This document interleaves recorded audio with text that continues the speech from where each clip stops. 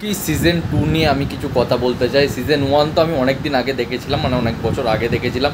তোমরা কি মার্বেলের মুভি ফলো করো আর কিংবা না করো অবশ্যই নিচে কমেন্ট করে বলবে।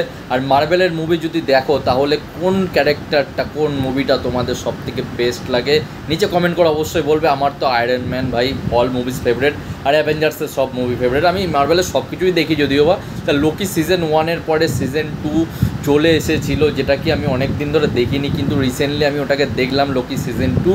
আর দেখার পরে ভাই লোকি কোথা থেকে কোন লেভেলে গেছে, মানে ধারণার বাইরে, ভাবনার বাইরে বলতে পারো। লোকি এক তরফ থেকে এখন বস অফ মার্বেল ভাই বলতে পারো, যে এই মুভিসের মধ্যে বস ভাই, ঠিক আছে। তার কারণ পুরো গোটা মাল্টিভার্সটাকে সে একা নিজে, মানে কি বলবো, চালাচ্ছে বলতে পারো।